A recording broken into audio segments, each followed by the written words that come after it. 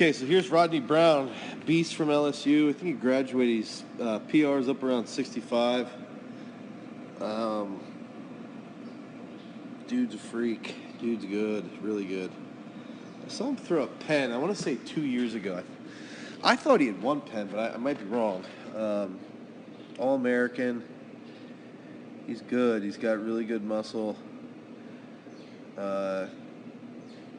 He messaged me after I put up the American Discus thrower video. So he seems, clearly he's got to be motivated. He threw 65 meters. So this guy's legit. Here we go. I forgot this is a slow-mo video. Maybe I'll pick up the speed a little.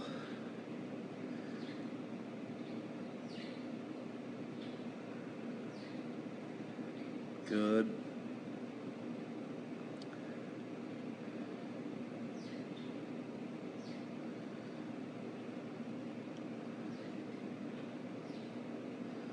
Okay.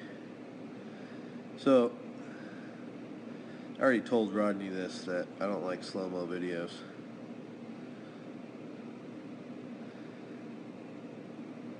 Rodney, I think here out of the back, watch your foot. You almost do like a little heel turn here a little bit.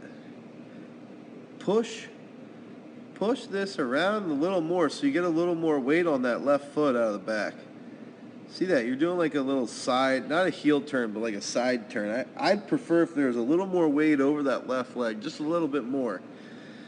So you can feel the ground a little more. Your nervous system will fire, like will know where, there'll be a heightened, greater sense of awareness for your body.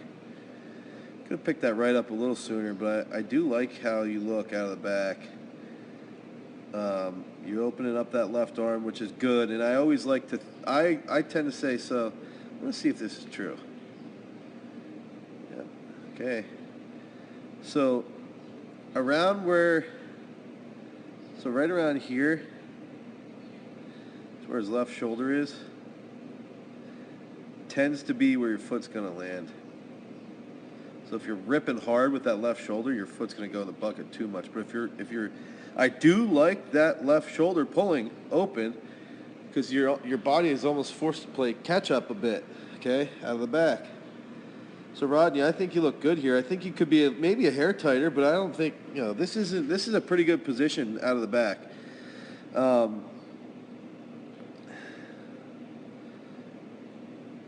Left leg is quick, man. Look at where that discus is. That's a horrible arrow again. My fingers are so fat that I'm not great at drawing arrows. But Rodney, this is a good position. I think what happens though here, and this is going to sound foreign, and a lot of people are going to say I'm a lunatic, but you're too active with your right side, with your right leg. So you're like pushing hard with that right leg, and that forces you to jump. Oh, come on, Rodney. What? Okay. So think of this as the support system, okay? And what's really doing the work is the left, that active left rotating around, pulling. When that's grounded, that's going to light everything up from your hip. I like it. There we go. So it's going to light everything up from the left side, the hip, across the abs, to pull forward and then stay active with that upper body here. Try not to push and jump, but try and pull and finish. Pull with the left leg and then stay on that right support system until the weight transfers forward. So you've got to, when that left activates, see, here's the thing is that you're starting to jump and your left hip isn't even open up to the sector. So I don't like this position at all. You've got to stay on that right a little bit stronger so that your upper body can finish the throw a bit more here. But you got to stay grounded. And I think one thing that might help with you is dude, I really don't like this finish.